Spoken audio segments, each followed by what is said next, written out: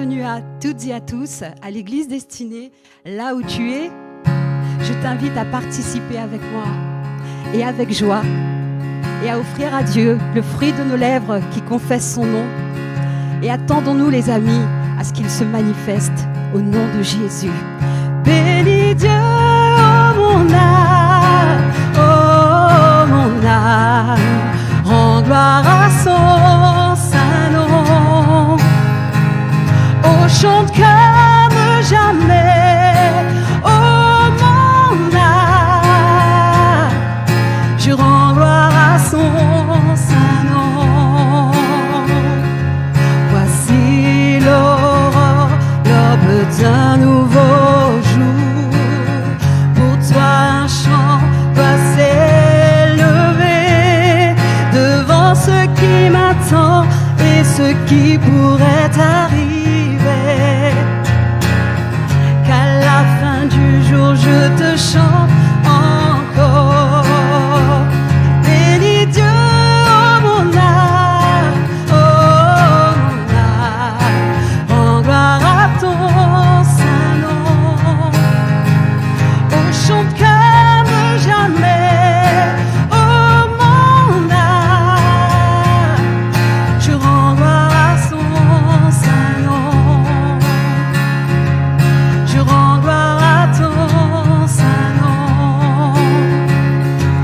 Riche en bonté et lent à la colère, ton nom est grand et ton cœur est bon. Je ne cesserai de chanter tes bontés. J'ai des milliers de raisons pour louer. Bénis Dieu, oh mon âme, rends gloire à son saint nom. Oh, chante comme jamais, oh mon âme, je rends gloire à ton saint nom. Je rends gloire à ton saint nom. Je rends gloire à ton saint nom. Bénis Dieu, oh mon âme, bénis Dieu, oh mon âme, bénis Dieu, oh mon âme, bénis Dieu, oh mon âme, bénis Dieu, oh mon âme, rends gloire à son saint nom. Oh, chante comme jamais, oh mon âme, je rends gloire à ton saint nom. Je rends gloire à ton saint nom. Je rends gloire à ton saint nom. Merci Seigneur Jésus. Celui qui demeure sous l'abri du Très-Haut repose à l'ombre du Tout-Puissant.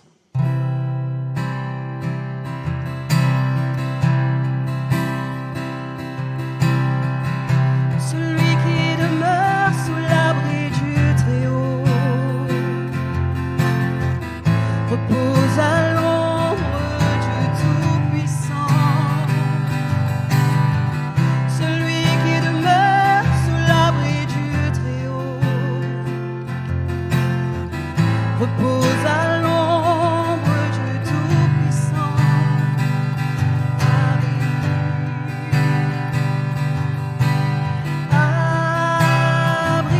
Abrite-moi sous tes ailes. Couvre-moi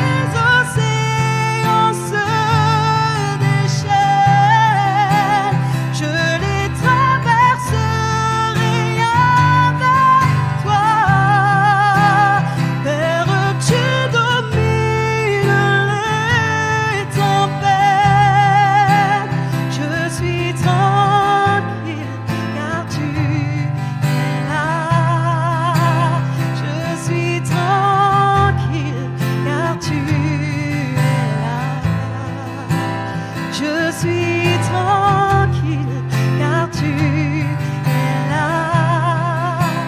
Je suis tranquille car tu es là.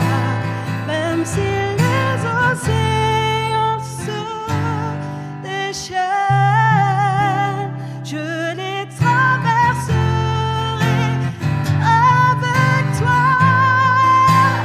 Père, tu domines les tempêtes. Je suis tranquille car tu es là.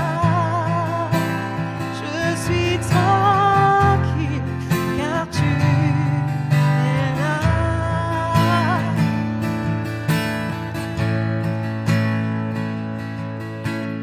Qui est comme toi sur toute la terre? Amour parfait, bonté infinie. Viens dans ce monde me satisfaire. Jésus, toi seul peux me rassasier. Ta présence est mon seul trésor.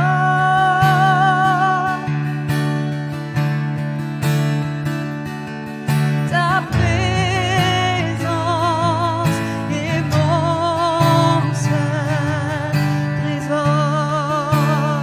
Là où tu es, reprends avec moi. Ta présence est mon seul trésor.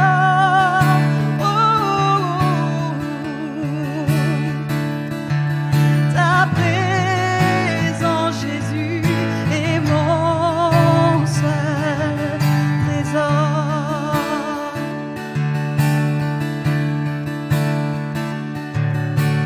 Trésor de mon âme et de mon cœur. Dans ma faiblesse, tu es bienveillant.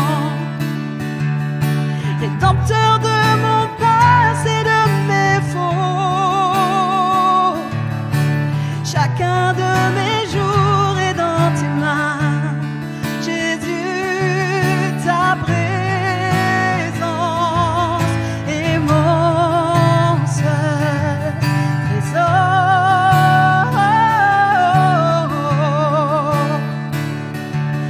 Ta présence est mon seul trésor.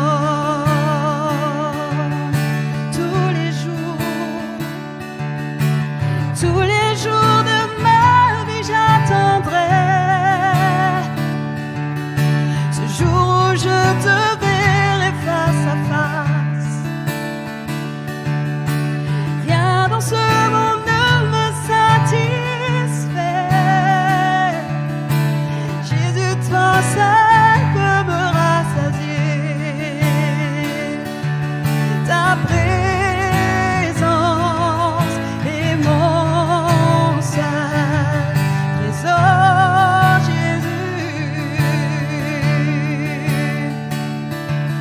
Ta présence est mon seul trésor, oh, Jésus. Ta présence est mon seul trésor.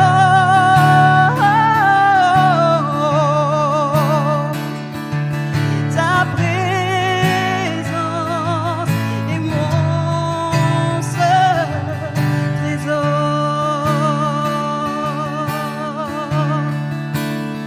Une dernière fois. Ta présence est mon seul trésor. Merci Jésus. Ta présence est mon seul trésor. Bienvenue à toutes et à tous. Merci en tout cas de prendre ce temps chez vous et de nous recevoir chez vous au travers donc de la technique, et je bénis le Seigneur pour la technique. J'espère que ce message va vous bénir, va vous fortifier dans votre foi. La fois dernière, le message intitulé « Que cherches-tu » ? Et je vais exceptionnellement ce week-end commencer par juste un léger rappel, puisqu'on pourrait dire que le message d'aujourd'hui est juste la suite de celui de la semaine dernière. Je voulais construire sur cette idée de rechercher Dieu, parce que, comme je vous le disais la fois dernière, on recherche tous quelque chose. Et on met de l'énergie à rechercher les choses qui nous passionnent, qu'on aime, qu'on valorise, et on est conduit, on est nourri, on est transformé par ce que nous recherchons. Et je voulais vous encourager, en tout cas la fois dernière, à surtout chercher Jésus, à faire de Jésus le centre de ta vie, à mettre Jésus à nouveau au centre de ton couple, de ta famille, parce que quand tu mets Jésus au centre de ta vie, alors automatiquement, tu ne seras jamais perdu, parce que Jésus lui-même te cherchera toujours. Dieu cherche ceux qui le cherchent et Dieu récompense ceux qui le cherchent. Et ça, c'est tout à notre avantage. Et j'avais utilisé la fois dernière l'histoire d'Obed-Édom et de David, parce que David avait ce cœur pour Dieu. La Bible dit que David, le roi David, était un homme selon le cœur de Dieu. Et depuis qu'il est jeune, il avait ce désir caché dans son cœur, mais c'était un désir qui faisait écho au désir du cœur de Dieu. Il voulait ramener l'arche de l'Alliance au milieu de Jérusalem. Il voulait ramener l'arche de l'Alliance où Dieu a manifesté sa présence au temps de Moïse, dans le tabernacle. Il voulait ramener l'arche de l'Alliance à Jérusalem, au milieu du peuple d'Israël. Et lorsque David est devenu roi, il a pris cette initiative en accord avec les différents chefs des différentes tribus d'Israël pour ramener l'arche. Mais la première tentative a échoué parce qu'il avait fait à la manière, je dirais, des Philistins sur un char avec des bœufs qui poussaient l'arche de l'Alliance. Et un de ces hommes forts est mort, Uza, un de ses soldats, qui a voulu rattraper l'arche qui tanguait lorsque la charrue a failli donc faire capoter l'arche, et il est mort sur le coup tout de suite. Et David a pris peur. Et du coup, il a mis cette arche dans la maison d'un certain Obed-Édom. Et cet homme a accepté. C'est quand même incroyable. Pourquoi ? Parce que c'est risqué de prendre l'arche qui vient de faire mourir un homme sur le coup chez toi. Et pourtant, Obed-Édom l'a pris chez lui. Et David, lui, il ne savait pas ce qui se passait. Et l'arche de l'Alliance est restée 3 mois dans la maison d'Obed-Édom. Et la Bible dit dans 2 Samuel 6, 11, l'arche de l'Éternel resta 3 mois dans la maison d'Obed-Édom de Gath, et l'Éternel le bénit ainsi que toute sa famille.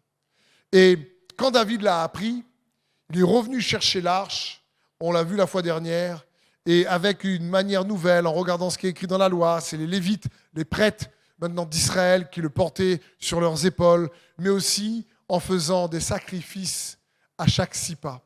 Et on a vu ensemble que ces sacrifices à chaque 6 pas représentent pour nous dans la Nouvelle Alliance le fait de rester conscient à chaque fois qu'on pêche, le chiffre 6, c'est le chiffre de la chair, rester conscient du sacrifice de Jésus-Christ pour nous. Et j'avais introduit ce message « Que cherches-tu » pour encourager la famille de l'Église Destinée et ceux et celles qui nous regardent ailleurs et qui voudraient nous accompagner. Vous êtes plus que les bienvenus, bien sûr, libre à vous.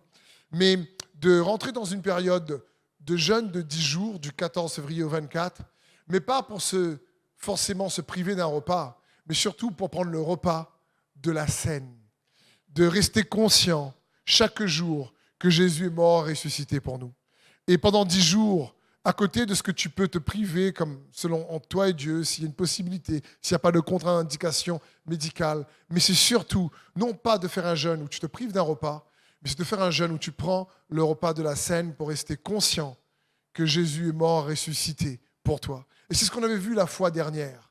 Parce que, je vous le disais, par un repas, lorsque Adam et Ève ont péché, l'homme est rentré en communion avec le péché. Et par un autre repas, celui de la scène, l'homme rentre en communion avec Dieu lui-même au travers de son Fils, Jésus-Christ. Et aujourd'hui, par son sacrifice, nous n'avons plus de sacrifice d'animaux à faire Alléluia. Mais nous pouvons, par la foi, manger son corps et boire son sang en nous rappelant, par la foi, qu'il a été livré pour nous. Et donc, on avait vu ça la fois dernière et je prie que pendant cette période de 10 jours, du 14 au 24, pour ceux et celles qui veulent, bien sûr, chez toi, en famille, et que vous puissiez prendre 5 minutes par jour, pas beaucoup, pas plus si tu veux, mais au moins 5 minutes à te rappeler du sacrifice de Jésus. Ce qu'il a fait pour toi. Prendre le pain et le vin et le remercier, rester conscient, discerner le corps, comme nous dit la parole de Dieu dans 1 Corinthiens 11. Parce que la Bible dit, quand vous prenez le pain et le vin, il faut le prendre en discernant le corps. Son corps qui a été livré pour nos péchés. Son corps qui a été meurtri pour que tu sois guéri. Et son sang qui a été versé pour que tu sois justifié, délivré. Donc, aujourd'hui, j'aimerais quelque part construire sur le message de la fois dernière et le thème que j'ai eu à cœur de vous partager s'intitule « Sors de ta routine ». Et comprenons bien, j'aimerais vous encourager à prendre ce temps en tant que famille Église destinée de jeunes pour chercher Christ, bien sûr, et le mettre au centre, pour que la bénédiction soit sur vous et vos familles. Imitez David. Et vous savez, le jeûne est toujours un bon moyen, si tu préfères, un bon moment pour développer une bonne routine. Une routine de piété, si je puis dire. Mettre l'accent sur un temps pendant ces 10 jours ou pendant minimum 5 minutes, je choisis de me rappeler de Jésus et de ce qu'il a accompli, en le rappelant que si je suis béni, ce n'est pas à cause de mes efforts, ce n'est pas parce que je suis bon, mais c'est parce que Jésus est bon. La justification, la bénédiction n'est pas le résultat de mes bonnes actions, mais surtout le résultat, les avantages que me procure celui qui me représente, parce que c'est celui qui me représente, Jésus, devant le Père, qui est bon, et par grâce à mon représentant, et je peux recevoir par le moyen de la foi en lui et ce qu'il a accompli, les bénédictions que Dieu a pour moi. Et c'est une bonne routine. Vous savez, il y a des bonnes et des mauvaises routines dans la vie. Et les bonnes routines nous font réellement progresser. Les mauvaises routines, bien sûr, nous font régresser. Il y a tellement de bonnes routines. J'aimerais juste, dans ce message, humblement mettre l'accent sur comment vous aider et m'aider moi-même au travers de la parole de Dieu à développer une routine de piété. Le mot piété signifie s'attacher à Dieu. Mettre Jésus au centre, si tu préfères. Au centre, plus que jamais, de ta vie, de ton cœur, de ton couple, de ta famille. Parce qu'il y a, comme Obed-Édom et comme le roi David avait compris, beaucoup de bénédictions pour celui ou celle qui cherche à garder Jésus au centre. J'ai compris une chose. Vous savez, personne ne devient chrétien pour ensuite s'éloigner de Jésus en général. Personne ne monte une entreprise pour ensuite faire faillite. Personne ne se marie pour ensuite divorcer en général. Personne ne désire être papa ou maman pour ensuite qu'il y ait un clash, des querelles et une séparation avec les enfants. Personne ne veut développer des amitiés pour ensuite être rejeté. Et pourtant, ce que je vous dis là, ça arrive constamment. Constamment sur cette terre. On l'a tous sûrement expérimenté, ce genre de choses. Et pourtant, ce n'est pas forcément ce qu'on voulait. Parfois, ces choses n'arrivent pas d'un coup. Elles arrivent petit à petit, sans que l'on ne se rend même pas compte de ça. Mais elles arrivent parce que, insidieusement ou inconsciemment, on ne se rend pas compte qu'on développe des routines, bonnes ou mauvaises, qui construisent une relation ou même détruisent une relation, comme dans le mariage. C'est insidieux. Une routine, c'est quoi? C'est une habitude d'agir ou de penser qui est devenue mécanique ou machinale. Voilà ce que c'est une routine. C'est qu'on ne se rend pas compte qu'il y a des routines qui t'approchent de Dieu et il y a des routines qui t'éloignent de Dieu. Et le jeûne, donc, est un moyen de développer une routine de piété qui va nous aider, je l'espère, à nous rapprocher de Christ Jésus. Tu sais, en tant que chrétien, mon ami, j'aimerais Et j'espère t'encourager à avoir une vie puissante en Jésus-Christ, avec Christ. Tous, on désire avoir une foi forte, je l'espère. Mais je me suis rendu compte que quand l'espérance n'est pas accompagnée d'action, alors elle ne produit aucune transformation. Je peux espérer d'avoir une vie de foi forte en Jésus, mais si cette foi, qui est une ferme assurance des choses qu'on espère, n'est pas accompagnée de routine qui me permet de me fortifier, ça risque d'être compliqué. C'est comme si quelqu'un se dit « j'espère perdre 10 kilos ». Mais il ne prend pas une habitude dans ses routines journalières de peut-être manger moins, de faire un peu plus de sport, de plus se surveiller. Et il espère toujours, mais en résultat, il n'y aura pas de transformation. Il sera contraint de développer une routine dans son action quotidienne, dans sa conduite et sa vie quotidienne, pour perdre ses 10 kilos, par exemple. Et c'est pareil. Qu'est-ce que tu cherches? Qu'est-ce que tu veux en Jésus-Christ? Et je crois que si tu me regardes, c'est parce que tu veux une famille bénie en Jésus-Christ. Tu veux, malgré les défis de la vie, malgré les tempêtes, malgré l'adversité, je crois avoir une foi qui te permet d'hériter la vie et la vie abondante que Jésus est venu nous donner, comme il a dit lui-même dans Jean 10, 10. Et donc, comprenons bien, le jeûne, c'est aussi comme, en quelque sorte, construire un autel. Dans la parole de Dieu, notamment dans l'Ancienne Alliance, lorsque nous voyons les histoires des hommes et des femmes de Dieu qui avaient une rencontre forte avec le Seigneur, comme Jacob, comme Abraham, comme Gédéon. Gédéon construit un autel parce qu'il dit Dieu est ma paix. Et ils construisent un autel. Pourquoi?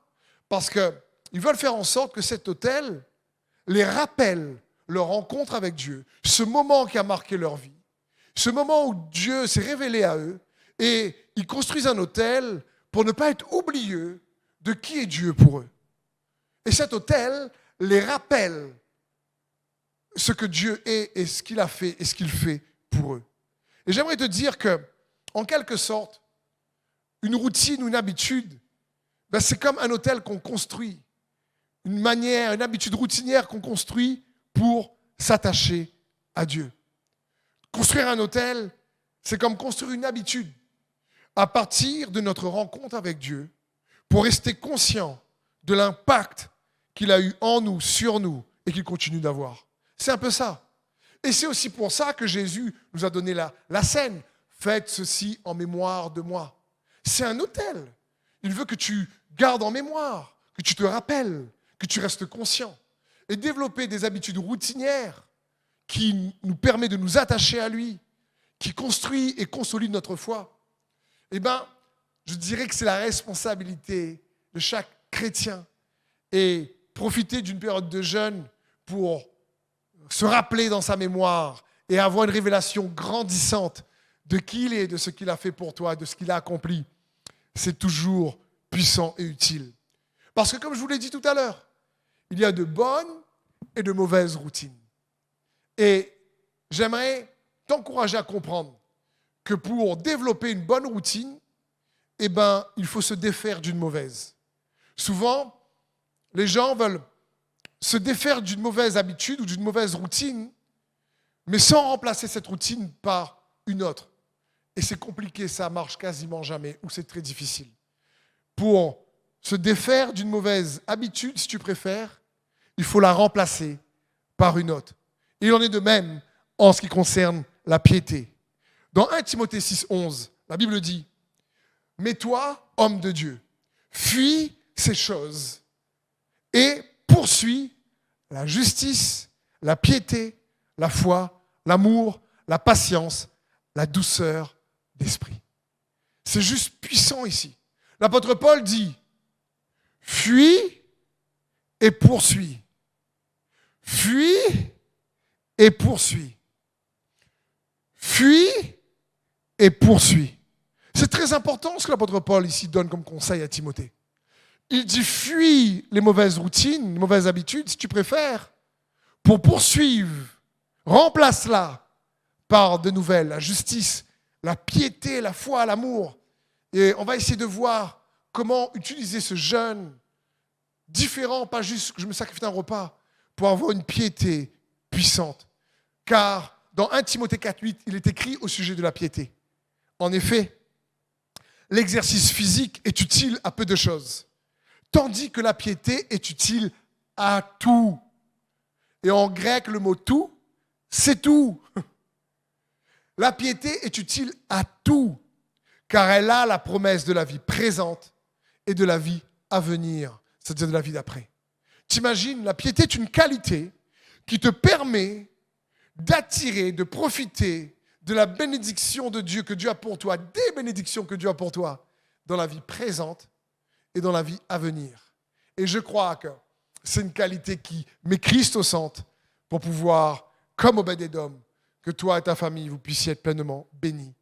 Donc, allons voir ensemble comment développer certaines routines qui permettent d'avoir une bonne piété et de nous attacher à Dieu, qui on ne saute pas juste un repas, mais à côté de la communion qu'on prend, on prend un temps pour fuir peut-être certaines choses qu'il nous faut renouveler et poursuivre des choses qu'il faut mettre en place. Parce que si je te dis, mais qu'est-ce que tu veux devenir dans 2 ans, dans 3 ans, dans 5 ans? Comment tu aimerais que ta famille soit dans 2 ans, dans 3 ans, dans 5 ans? C'est à partir d'aujourd'hui qu'il faut commencer à manœuvrer, à réorienter certaines habitudes pour construire un meilleur demain. Et Dieu, je crois, a un meilleur futur pour toi. Ton meilleur est à venir. Ce n'est pas fini. Donc en grand 1, on va voir fuir les mauvaises routines.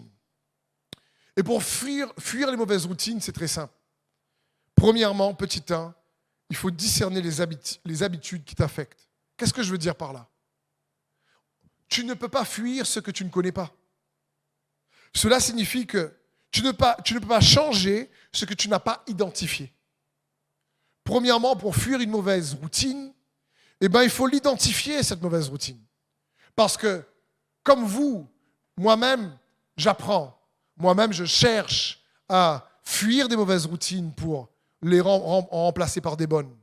Et je me suis rendu compte que parfois, on ne voit pas par nous-mêmes ce qu'on peut faire de mauvais qui détruit une relation alors qu'on a de bonnes intentions. Et on a besoin d'être à l'écoute de sa femme, son mari, d'amis, et d'être à l'écoute du Saint-Esprit qui nous guide. Par exemple, peut-être que tu es souvent très négatif. À chaque fois qu'on parle d'une situation, c'est toujours le côté négatif qui ressort. Peut-être. Peut-être que tu coupes trop les gens. Chaque fois qu'ils parlent, tu interviens. Et moi, ça m'est arrivé. Il fallait que j'apprenne à faire attention. Peut-être que tu es trop sur les réseaux. Toujours sur les réseaux, dès que tu as un temps. Je ne sais pas. Je prends plusieurs exemples. Je dis peut-être que tu es toujours en retard. Et peut-être que tu ne dis jamais je t'aime à ta famille ou à tes enfants. Peut-être que tu n'encourages pas assez, je ne sais pas.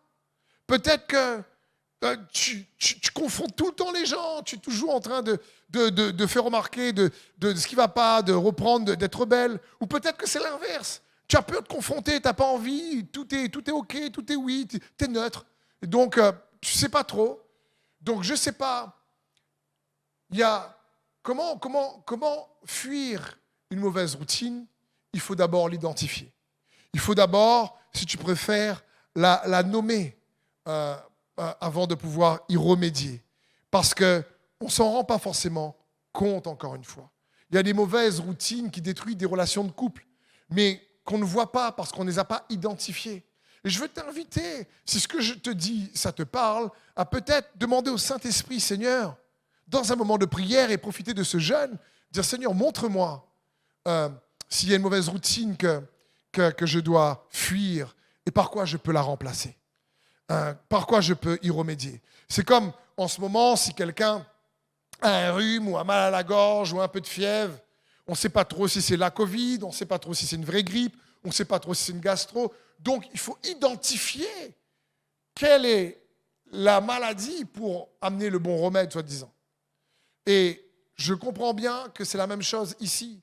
Quand tu sais nommer quelle est la routine qui affecte peut-être la relation, ça, c'est déjà un bon début pour la remplacer. Et il est bon de comprendre cela. Ensuite, j'aimerais te dire que, oui, on ne voit pas parfois c'est quoi ces mauvaises routines et ne t'en veux pas, ne sois pas coupable. On est tous pareils. On a besoin des uns des autres. On a besoin surtout que le Seigneur nous éclaire et d'avoir juste un cœur disposé, humble, pour pouvoir recevoir et se renouveler. Mais j'aimerais t'inviter à profiter de cette période de jeûne pour déraciner les racines d'incrédulité cachées dans nos cœurs. Parce qu'on a tous des choses mauvaises qu'on a apprises en grandissant. Et on a des racines cachées d'incrédulité qu'on ne voit pas forcément. Vous savez, dans Jean 8, il y a une belle histoire qui illustre cela. Jésus parle aux pharisiens et leur dit, au verset 30, « Comme Jésus parlait ainsi, plusieurs crurent en lui. » Est-ce que tu crois en Jésus derrière ton écran? Je crois que oui. Et si tu ne crois pas encore, je t'invite à réellement dire à Jésus, inviter Jésus à venir dans ton cœur, parce qu'il est bon et il t'aime plus que toi-même. Mais ici, la Bible dit que Jésus parlait ainsi, plusieurs crurent en lui. Et il dit aux Juifs qui avaient cru en lui, « Si vous demeurez dans ma parole, vous êtes vraiment mes disciples. Vous connaîtrez la vérité, et la vérité vous affranchira. » Ils lui répondirent, « Nous sommes la postérité d'Abraham, et nous ne fûmes jamais esclaves de personne.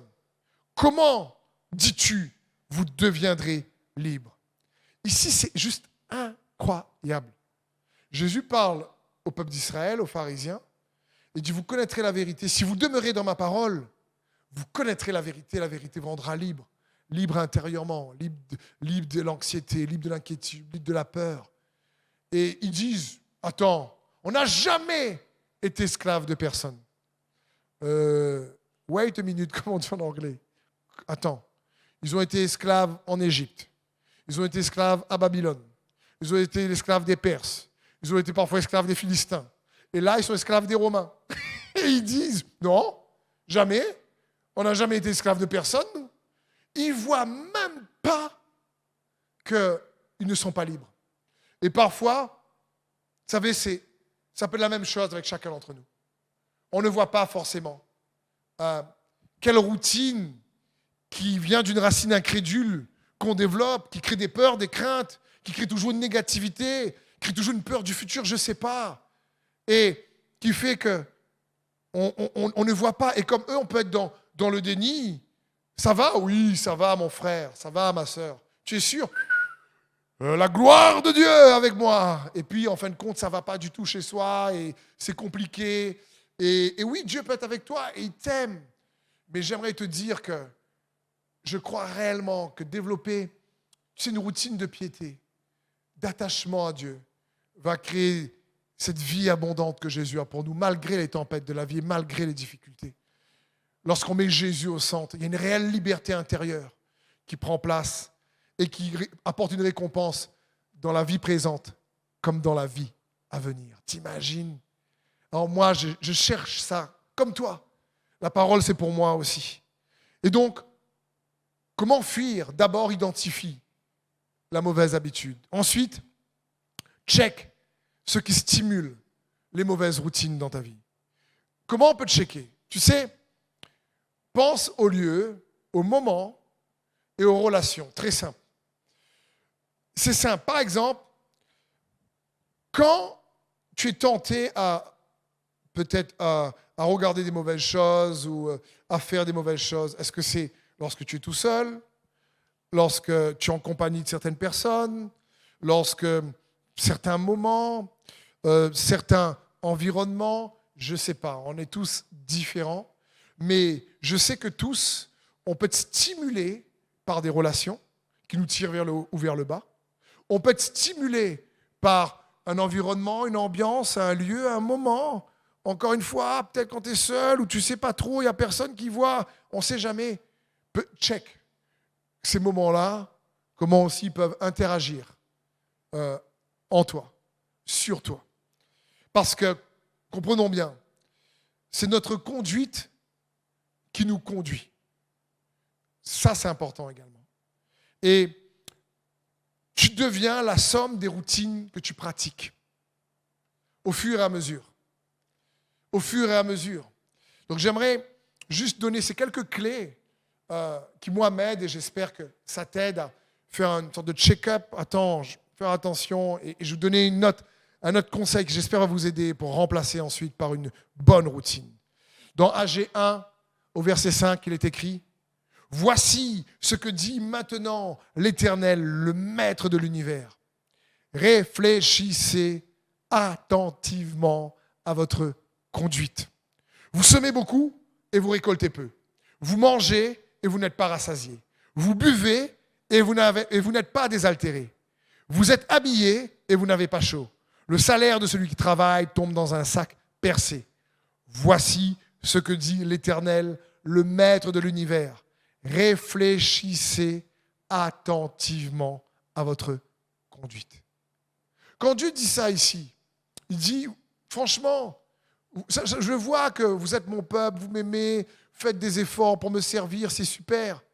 Mais ce n'est pas que ça, il y a peut-être des routines, il y a peut-être des habitudes que tu n'as pas vues. Réfléchis, dis, sois attentif. Réfléchis attentivement à ta conduite qui te conduit. Ça signifie, ça t'emmène quelque part. Que tu vois pas, que je ne vois pas, ça te conduit quelque part.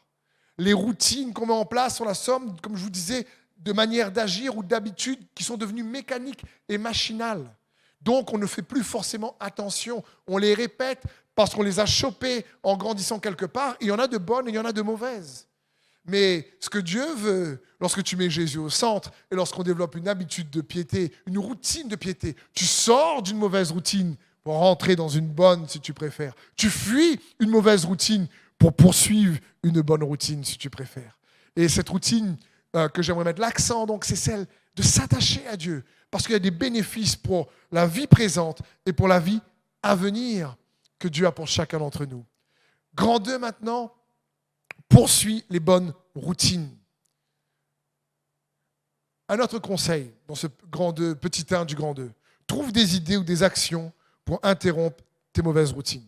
Je ne sais pas, par exemple, tu es quelqu'un qui aime dépenser, tu n'as pas forcément les sous qu'il faut, mais tu te dépenses et faire les magasins, ça te fait du bien. Et tu sais que là, tu es dans un environnement, dans un lieu, tu as la carte sur toi, tu es devant un magasin, tu stresses un peu, tu te dis, bon, je vais me faire du bien, je vais acheter, et tu n'as pas forcément les sous sur le compte. Et tu sais que, et c'est compliqué, tu sais quoi ? Je ne sais pas, mais mets un code sur ta carte qui envoie d'abord un SMS à ta femme ou à ton mari, et avant que tu achètes, c'est elle ou lui qui t'appelle pour dire hey, « qu'est-ce que tu fais là, t'es où ?» Je sais pas, comprenez, je dis, il faut trouver des idées parfois pour interrompre ce genre de situation, si tu préfères. Et un autre exemple, tu as tendance à te mettre en colère rapidement et de manière intempestive. Peut-être qu'à un moment donné, il est bon de dire, écoute, je vais prendre 5 minutes là, j'ai appelé quelqu'un d'autre, ou je vais sortir un instant, je vais prendre 5 minutes avant de dire tout ce que mon bouillon émotionnel est en train de faire en moi. J'ai essayé de prendre juste un temps, et peut-être qu'il y aura moins de dégâts, je ne sais pas. On est tous différents, frères et sœurs, et il est bon qu'avec l'aide de Dieu, on puisse développer une routine de piété, afin de ne pas ramasser la récolte, la moisson dans un sac percé. C'est ce que Dieu veut pour chacun d'entre nous. Et il est bon d'utiliser, famille destinée, cette période de jeûne, où toi qui me regardes, si tu peux, prends un temps toujours avec Dieu, 5 minutes avec la scène, je ne sais pas, ou même juste en priant, pour te rappeler ce que Jésus a fait pour toi. Car le jeûne, c'est aussi un temps pour chercher Dieu et remplacer la mauvaise routine par la bonne, tout simplement. C'est aussi ça la période de jeûne. Le jeûne est une question de cœur. Ce n'est pas une question que je saute un repas. Parce que même beaucoup parfois jeûnent de manière machinale et mécanique. On saute un repas par habitude. Et on n'a pas forcément un cœur qui cherche à ce moment-là à grandir dans une piété que Dieu a pour nous. Car je le répète, 1 Timothée 6,11, mets-toi, homme de Dieu, fuis ces choses et poursuis la justice, la piété, la foi, l'amour, la patience, la douceur d'esprit. Fuis et poursuis. Et c'est ce que j'aimerais pour toi. Donc, il est bon de développer de bonnes habitudes. Mais j'ai une question qui est venue à mon esprit à ce moment-là. Pourquoi c'est si difficile de développer une bonne habitude? J'ai un élément de réponse qui, je pense, peut t'aider. Moi, ça m'a aidé. Vous savez pourquoi? Parce que les bénéfices ou les fruits ne se voient pas immédiatement. C'est pour ça que ça peut être difficile. Quelqu'un dit, bon, là, je vais me mettre au sport parce que je vais perdre 10 kilos. J'ai moins mangé. Là, je suis motivé. Il fait une semaine de sport, une semaine où il maîtrise un peu ce repas, 2 semaines, et puis il regarde. Il dit, ça ne fonctionne pas trop, en fin de compte. Donc souvent, on a du mal parce que les bénéfices, on ne les voit pas tout de suite. Et j'aimerais juste t'encourager à persévérer. Ça va venir. Ça va venir. C'est pour ça que les bonnes habitudes sont compliquées parfois à commencer. Parce que les bénéfices prennent du temps. Et à l'inverse, parfois, les mauvaises habitudes, eux, on voit les effets tout de suite. Donc, on se dit, wow! Mais je vais t'encourager. Développe une routine de piété qui va apporter beaucoup de bénéfices dans ta vie, j'en suis persuadé. Et voici un exemple, dans le cadre du jeûne notamment. Essaye, comme moi j'essaye, j'arrive pas tout le temps, mais j'essaye. Remplace tes plaintes par la louange. Remplace tes plaintes par la louange. Vous savez, le jeûne, ce n'est pas juste sacrifier un repas pour Dieu, mais c'est aussi faire monter vers Dieu un sacrifice de louange par nos lèvres. La Bible dit, dans Hébreux 13, 15, « Par lui, offrons sans cesse à Dieu un sacrifice de louange, c'est-à-dire le fruit de lèvres qui confesse son nom. Et n'oubliez pas la bienfaisance et la libéralité, car c'est à de tels sacrifices que Dieu prend plaisir. » Donc, faisons monter vers lui un sacrifice de louange. C'est ce que Dieu aime. Un sacrifice de bienfaisance et de libéralité, c'est-à-dire de générosité si tu préfères. Et ici, Dieu dit, mais Dieu aime ce genre de sacrifice. Et rapidement, on l'a vu la dernière fois, mais il est bon de répéter. Vous savez, les bonnes routines se répètent. Les bonnes paroles se répètent. C'est même une stratégie de l'ennemi. Il répète les mauvaises choses. C'est même dans le nom du diable. Le mot diable est composé de diabolos. Dia signifie répéter constamment pour passer au travers. Ça parle de ça. Ça parle de dia, c'est travers, et bolos, ça signifie je jette constamment. Et c'est ce qu'il veut. Ça signifie qu'il sait qu'en répétant constamment les mauvaises choses, on va finir par sûrement les pratiquer. Mais en répétant constamment les bonnes choses, la Bible nous dit, ne vous lassez pas de faire le bien, car au bon moment, c'est sûr, tu vas le récolter. Et donc, remplaçons pendant cette période au maximum nos plaintes par la louange, car 1 Corinthiens 19 nous dit, n'essayons pas de forcer la main au Christ, parce que ce n'est pas ça le jeûne. Comme le firent certains d'entre eux, qui pour cela périrent sous la morsure des serpents. Ne vous plaignez pas de votre sort, comme certains d'entre eux qui tombèrent sous les coups de l'ange exterminateur. Tous ces événements leur sont arrivés pour nous servir d'exemple. Ici, dans le désert, les circonstances sont difficiles et le peuple de Dieu commence à se plaindre de Dieu, de Moïse. C'est comme se plaindre de l'Église, on n'est pas content pour tout. Et à un moment donné, Dieu dit, mais les plaintes, malheureusement, ont attiré le serpent. Et plusieurs sont morts. Et il dit, non, faisons pas comme ça. Et Moïse a élevé un serpent de bronze pour ceux qui étaient affectés par les serpents qui sont mordus, puissent regarder au serpent et être guéris. Et c'est ce que je te proposais dans ce jeûne. C'est regarder à Christ qui est mort. Le serpent de bronze est une représentation de Christ mort ressuscité mort sur la croix et ressuscité pour nous. Pour que tu puisses regarder et au lieu de dire Seigneur, ça va pas, ça va pas, tu puisses regarder à ce que tu as. Parce que tu as beaucoup plus de choses et de potentiel dans les choses que tu as, que tu ne le crois pour faire la différence. Et c'est sûr, et c'est ce que je te propose peut-être de jeûner les murmures, jeûner les plaintes, en les remplaçant par la gratitude et les remerciements. Une autre chose qu'on pourrait peut-être faire dans l'attitude de piété à développer, c'est que j'aimerais t'inviter à poursuivre ce que tu as vraiment besoin. Ça, c'est clair, parce que tous, moi comme vous, frères et sœurs, des fois, on ne sait pas vraiment ce qu'on a besoin. Mais j'aimerais te dire, toi et moi, ce qu'on a vraiment besoin, c'est de s'attacher à Dieu. C'est de mettre Jésus au centre. Ça, c'est un besoin indéniable pour chacun d'entre nous. Et j'aimerais là aussi t'inviter, te proposer à remplacer tes insatisfactions, tes mécontentements si tu préfères, par le contentement. Donc, je suis moi-même en formation, comme je vous dis, j'arrive pas tout le temps, mais j'essaie de poursuivre. Et je veux t'inviter à poursuivre ça aussi. Vous savez, c'est pas si, Parfois, vous êtes comme moi ou comme d'autres. Tu regardes la télé et tu vois des pubs sur matériel. Moi, j'aime bien faire la cuisine. Pour la cuisine, bon couteau, ça, etc. Et tu te dis, bon, waouh, tu regardes la télé, tu n'avais pas cette envie, tu vois. Mais tu regardes, tu dis, wow, bah écoute, ça par contre, si je peux l'acheter, je pense que je ferai plus la cuisine et je serai plus rapide. Ou sinon, tu es là, tu vois à la télé, éponge spéciale qui nettoie la voiture en un coup, tu n'as pas besoin d'eau. Et tu as une éponge spéciale sans eau, sans savon. La jante, tout est nettoyé avec cette éponge. Et tu te dis, waouh, franchement, si j'avais cette éponge, j'aurais nettoyé plus la voiture. Et puis tu achètes l'éponge, tu vois, et tu nettoies ta voiture pendant 2 mois. Après, tu laisses l'éponge là, en général. Tu vois. C'est que tu regardes un objet, tu te dis, mais franchement, si j'avais ça, je serais mieux. Franchement, j'aimerais vraiment perdre du poids, mais si j'avais la machine, tu sais, où tu fais pas trop de sport, tu mets des électrodes sur toi, et là, tu regardes la télé, et puis tu manges en même temps une glace, et tu perds du poids, tu dis alors là, je maigrirai. Et on a l'impression que toutes ces choses vont venir nous satisfaire. On a l'impression que si j'avais cette chose-là, si j'avais cette possession-là, si j'avais ça, qu'est-ce que je serais mieux. Et on s'est rendu compte, on a tous expérimenté ce genre de choses. Ce n'est pas ça qui nous rend mieux en réalité. Parce que le contentement se trouve en Christ. Il n'y a qu'en Jésus-Christ réellement que nous sommes complets, satisfaits. C'est lui qui nous complète. On trouve uniquement le contentement en Christ seul. Et j'aimerais t'encourager à ça. Vous savez, en priant pour ce message, il y a une phrase qui m'a percuté lorsque je préparais ce message, et j'espère qu'il vous bénit.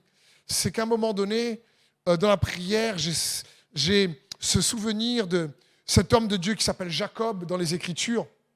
Et Jacob travaille 7 ans pour se marier à Rachel. Et il travaille avec son beau-père Laban, dur pour se marier avec Rachel. Et après 7 ans, il y a une nuit de noces qui se passe et Laban, le papa, lui donne sa fille, mais lui donne pas Rachel, lui donne Léa, la première fille. Et Jacob s'est même pas rendu compte que c'était pas Rachel, que c'était Léa. Alors je ne sais pas pour quelle raison exactement, ils ont bien fêté sûrement le soir. Peut-être qu'il n'y avait pas les lampes halogènes ou les LED comme aujourd'hui, donc il n'a pas bien vu. Peut-être fatigué, je ne sais pas, mais quand même, quoi. C'est énorme, je trouve. Et bref, mais Jacob ne s'est pas rendu compte que ce n'était pas Rachel, c'était Léa. Et en méditant là-dessus, Jacob n'a pas vu que c'était Rachel, n'a pas vu que c'était Léa, parce qu'il voulait tellement Rachel qu'il n'a pas vu que c'était Léa. Il voulait tellement Rachel qu'il n'a pas vu que c'était Léa. Il voulait tellement Rachel qu'il n'a pas vu que c'était Léa. Et là, bam! Vous savez quoi? Parfois, nous sommes aveuglés par nos envies. Parfois, nous sommes juste aveuglés par nos envies. On a tellement envie d'une chose qu'on n'a plus de lucidité sur ce qu'on a besoin vraiment. Et c'est ce qui est arrivé ici à Jacob. Et gloire à Dieu, il a quand même retravaillé 7 ans et il a eu Rachel ensuite. Mais comprenons bien, parfois on veut ça, on veut ci, et on ne se rend pas compte que ce n'est pas forcément ça qui va nous remplir pleinement. Et l'insatisfaction est le partenaire du si. Si j'avais ça, si j'avais ci, si j'étais comme ça, s'il était comme ça, si elle était comme ça, si j'avais pas vécu ci, si j'avais pas vécu ça. Et j'aimerais t'encourager peut-être à juste te dire, comme moi, j'ai tellement d'idées si parfois, dire Seigneur, tu sais quoi, tu es avec moi. Apprends-moi juste à chercher dans cette piété, à être satisfait en toi, à me contenter, à regarder et à me réjouir en toi. La Bible dit dans Proverbe 15, pour l'affliger, tous les jours sont mauvais, mais celui qui a le contentement dans son cœur, celui-là, il est toujours en fête. Une autre version va dire, tous les jours du malheureux sont mauvais, mais le cœur content est un festin perpétuel. Waouh! Et là, j'aimerais te dire, le contentement ne remplit pas ton estomac, mais remplit ton cœur. Et dans le jeûne, peut-être qu'on peut jeûner un repas, avoir l'estomac vide, mais c'est chercher à développer une piété où on se dépouille de plaintes, de murmures et d'insatisfaction. On a tellement de choses, on pourrait être insatisfait. Mais de dire, Seigneur, Non, j'aimerais, apprends-moi à te mettre au centre et apprends-moi à déclarer que tu feras la différence. Peut-être que je n'ai pas ce qu'il faut aujourd'hui, mais je veux regarder à toi. Je te fais confiance. Tu vas changer la situation. Tu vas changer ma situation. Tu vas aplanir cette montagne. Tu vas faire la différence. Oui, le contentement est une grande source de gain, nous dit la parole de Dieu dans 1 Timothée 6,6. La Bible dit, c'est en effet une grande source de gain, d'avantages, de bénéfices, qui est la piété avec le contentement. L'apôtre Paul dit, un chrétien riche dans l'esprit, un chrétien qui a du poids dans l'esprit, un chrétien, si tu préfères, mature dans l'esprit, c'est quelqu'un qui a combiné dans sa vie de piété, il a appris à réellement avoir ce secret que l'apôtre Paul avait appris, à avoir un cœur content, un cœur qui se réjouit dans le Seigneur, un cœur qui apprend, et c'est un apprentissage, d'accord ? C'est l'apprentissage d'une vie, et il est bon de s'encourager les uns les autres à ça, parce que quand tu apprends, le gagnant là-dedans, c'est toi, c'est moi. Ça attire les bénédictions de Dieu, ça attire la justice de Dieu, ça attire les percées, ça attire sa faveur, ça attire les temps favorables. Donc, le contentement, écoute bien ceci, ce n'est pas être dans le déni de nos envies, non, non, c'est apprendre à ne pas les laisser nous contrôler. C'est tout. C'est pas dire non, moi j'aimerais pas avoir ci ou avoir ça. Non, c'est ouais, j'aimerais avoir ça, mais si tu l'as pas, t'es quand même bien. Si tu l'as, tant mieux. Mais si tu l'as pas, ça vient pas te pousser à murmurer, à te rebeller, à te rendre incrédule contre Dieu, par exemple. Et c'est le challenge, le combat de la foi. Ça fait partie du combat de la foi pour chacun d'entre nous. Philippiens 4,11, c'est l'apôtre Paul qui parle, il dit « Ce n'est pas le besoin qui me fait parler ainsi, car j'ai appris en toutes circonstances à être content avec ce que j'ai. Je sais vivre dans le dénuement et je sais aussi vivre dans l'abondance. C'est le secret que j'ai appris. M'accommoder à toutes les situations, à toutes les circonstances, que je sois rassasié ou que j'ai faim, que je connaisse l'abondance ou que je sois dans le besoin. Je peux tout grâce à celui qui me fortifie. » Waouh! Philippiens 4,13 est un verset très connu dans le monde chrétien. Je peux tout par celui qui me fortifie. Mais vous voyez, la force qui a fortifié Paul prend sa source dans ce qu'il a appris, le secret qu'il a appris, le contentement, qui est une grande source de gain et de richesse. Et l'apôtre Paul dit, j'ai appris. J'aimerais te dire, peut-être pour toi ça te parlait dans ton écran, sois content d'être toi. Il n'y a que toi qui peux être toi. Sois content d'être comme tu es. Tu es le mieux qualifié pour être toi. Sois content de qui tu es. Même si on n'est pas parfait, Dieu t'a créé tel que tu es. Il t'aime tel que tu es. Et il t'invite à venir vers lui tel que tu es. Pas pour que tu restes tel que tu es, pour qu'il puisse te changer et te renouveler, afin que tu deviennes celui et celle qu'il veut que tu sois. Pleinement. Mais ça commence par dire, Seigneur, je viens à toi tel que je suis. Sois content de celui ou celle que tu es. Hey! Je discutais avec un ami, je disais parfois, je me rends compte qu'on veut tellement changer les gens qui sont autour de nous, qu'on se dit si mon mari était plus comme ça, ou si ma femme était plus comme ça, si vraiment, je ne sais pas, il faisait un peu plus de sport, franchement, si elle faisait plus sa cuisine, je faisais plus sa cuisine. Et à chaque fois, on a envie de changer l'autre selon ce qu'on pense que l'autre devrait être selon nous. Et on véhicule constamment une insatisfaction. Tu vois, mais si mon mari ou si ma femme était plus comme ça, si elle ou il était plus comme ci. Et on pense que s'ils étaient plus comme nous on souhaite, on serait mieux. Mais j'aimerais te dire, mon frère et ma sœur, tu ne peux pas recevoir de quelqu'un ce que uniquement Christ peut te donner. C'est pour ça qu'il nous faut chercher Christ. C'est pour ça qu'il nous faut avoir cette routine de piété qui nous apprend à développer ce que l'apôtre Paul a appris. La bonne nouvelle, c'est que le contentement, ça s'apprend. C'est pas inné.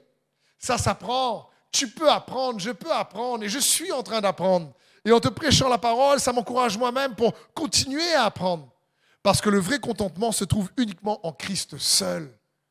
La Bible dit dans Colossiens 2,10 « Et vous êtes accomplis en lui, qui est le chef de toute principauté et autorité. » Vous êtes accomplis, complets en Jésus-Christ. Ça parle de cette complétude, si on peut dire. Quand tu cherches Dieu, tu développes une routine de piété et tu t'attaches à lui. Et vous, tous les deux, vous êtes réellement de plus en plus un, toi et lui. Tu as le bon partenaire qui est capable de te changer de l'intérieur et vers l'extérieur pour le meilleur. Et ça, c'est bon. C'est comme, je disais dans une réunion de prière dernièrement, je me dis, c'est clair que cet exemple que Jésus lui-même prend dans les Écritures, l'Église est comme l'épouse et l'époux. Prends l'exemple du mariage, où quand un homme ou une femme trouve le bon ou la bonne partenaire, il est obligé de se dépouiller, de sacrifier de sa vie de célibataire pour se mettre à deux, pour que les deux deviennent plus un. Les deux perdent quelque chose, mais si c'est le bon ou la bonne partenaire, les bénéfices reçus par rapport à ce que tu as perdu n'est même pas à comparer. N'est même pas à comparer. C'est bien meilleur. Pas facile des fois de se dire j'ai abandonné certaines habitudes ou routines de célibataire pour pouvoir développer une routine avec un partenaire, une partenaire, mari-femme. Mais pourtant, la même chose avec Christ.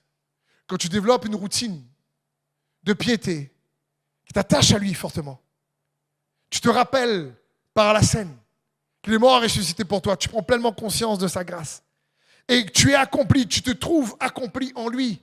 Tu te rends compte que, oui, tous on a des si, mais peu importe les si, il est capable, et on est capable, tu es capable de trouver le contentement en lui. Tu te rends compte que, waouh, peut-être ce que tu as perdu, ou tu as sacrifié pour pouvoir développer une relation avec lui, eh bien, l'avantage, les bénéfices ne sont pas à comparer. C'est pour ça que l'apôtre Paul dit, mais que la piété avec le contentement est une grande source de richesse. On a vu tout à l'heure, elle a l'avantage, les bénéfices, c'est une grande source de gain pour la vie présente comme pour la vie à venir. Et c'est juste magnifique. Parce que souvent, nos insatisfactions ou le mécontentement qu'on peut tous manifester peuvent cacher une racine d'incrédulité. Et je veux juste t'encourager là où tu es, à faire confiance à Jésus. Jésus t'aime, ta complétude est en lui. Même si ce que tu vis en ce moment est difficile et pas facile, comme Paul, moi, je veux m'encourager moi-même à dire, mais Seigneur, je peux tout par toi qui me fortifie. Mais il y a d'abord le je. Je peux parce que je me trouve en toi. Je suis avec toi, tu es avec moi. Le je est imbibé de l'Emmanuel. Je peux tout par celui qui me fortifie. Lorsque je suis perdu, alors tu me sauves. Lorsque je suis dans la confusion, tu me consoles. Lorsque je suis brisé, Jésus me restaure. Parce que Jésus est celui que tu veux qu'il soit. Lorsque je suis faible, tu es ma force. Lorsque je suis fatigué, tu me relèves. Lorsque je suis stressé, tu es mon repos. Lorsque je suis malade, tu me guéris. Lorsque je suis dans le besoin, oui, tu es celui qui pourvoit. Lorsque je suis en danger, tu me protèges. Il n'y a pas de situation trop difficile. Il n'y a pas de problème trop compliqué. Il n'y a pas de promesse impossible à atteindre. Il n'y a pas de montagne trop élevée. Il n'y a pas de besoin auquel Dieu ne peut pas pourvoir. Lorsque tu réalises que la piété te donne ses bénéfices, alors des fois ce que tu perds pour gagner Christ, c'est juste incroyable. C'est pour ça que l'apôtre Paul a dit, mais toutes ces choses, je les considère comme des ordures afin de gagner Christ. Et je veux t'inviter à sortir peut-être des routines mauvaises et dans cette période de jeûne ou quand tu pries, demander à Dieu de te permettre d'identifier peut-être ce que tu n'as pas vu. Ou de demander à ta femme, ton mari, des gens qui t'aiment de t'aider. De faire en sorte que tu puisses regarder quels sont les stimuli qui activent ces mauvaises routines. De demander à Dieu la sagesse peut-être et des conseils pour les interrompre et de les remplacer par une nouvelle habitude qui va t'attacher à Dieu par le moyen de la foi en Jésus-Christ. Tu fuis une mauvaise routine pour poursuivre une bonne routine.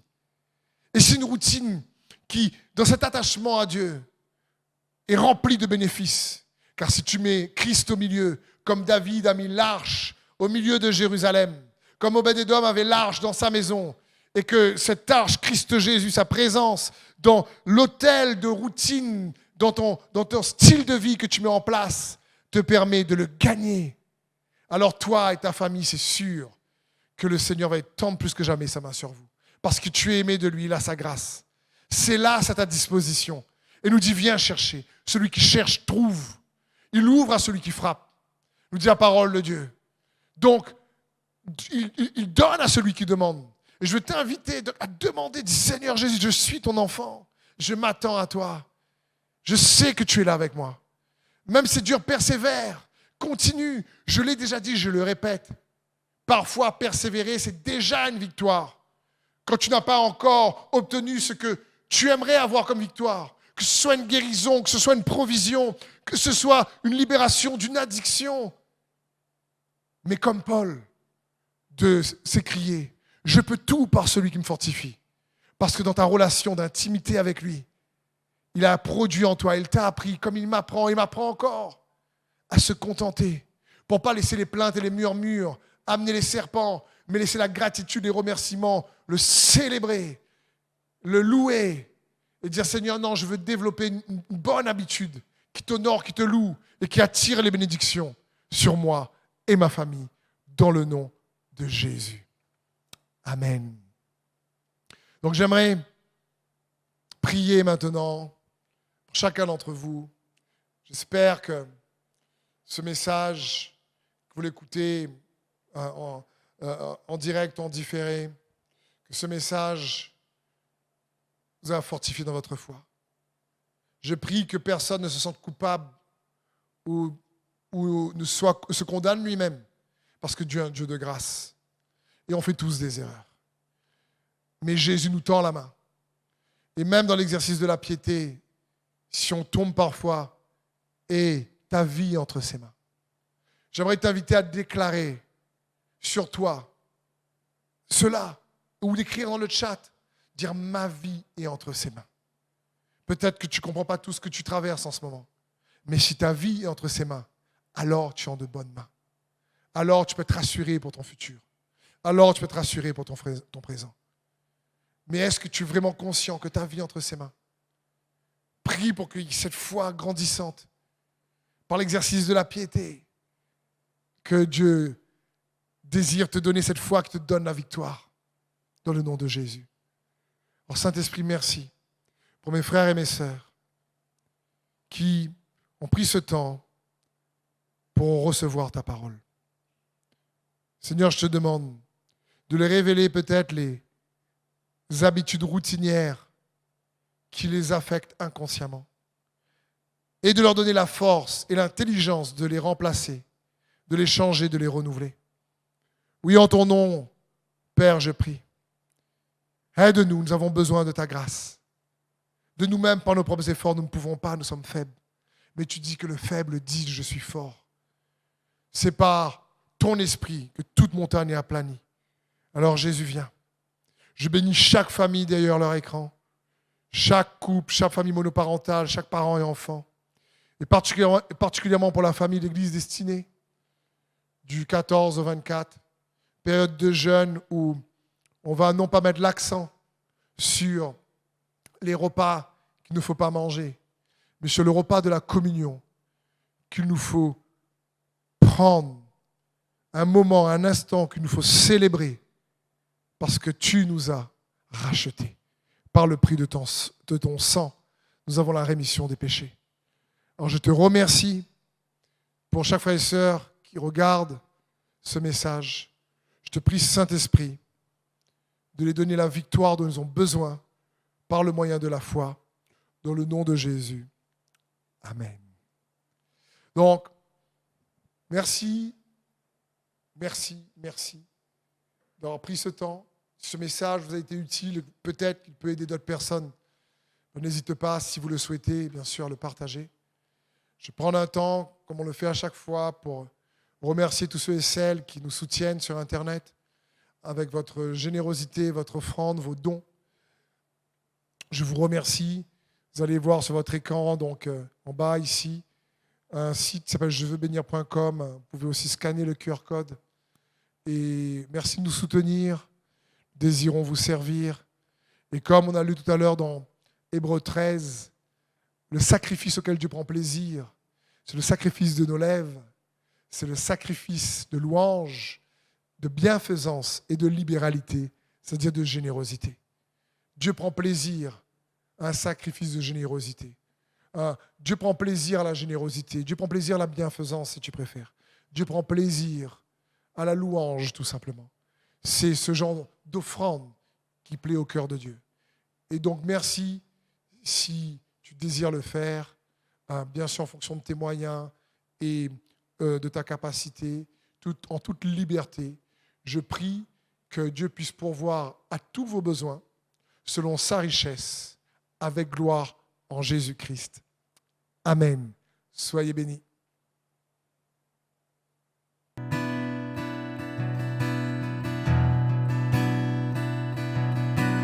Qui est comme toi sur toute la terre? Amour parfait, bonté infinie. Rien dans ce monde ne me satisfait.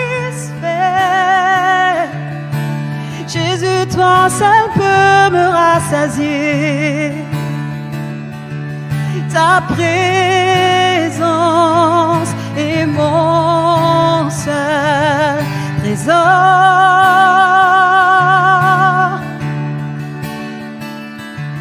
Ta présence est mon seul trésor.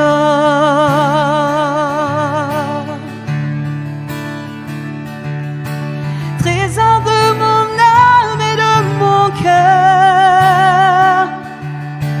Dans ma faiblesse, tu es bienveillant. Rédempteur de mon passé et de mes fautes. Chacun de mes jours est dans tes mains. Ta présence est mon seul trésor. Jésus, ta présence est mon seul trésor. Oh Jésus, oh Jésus, oh Jésus, ta présence est mon seul trésor. Oh Jésus, oh Jésus, ta présence est mon seul trésor.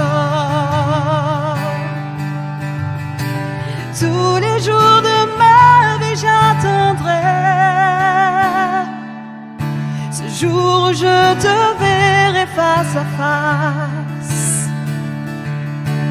Rien dans ce monde ne me satisfait. Jésus, toi seul peux me rassasier. Ta présence est mon seul trésor. Jésus,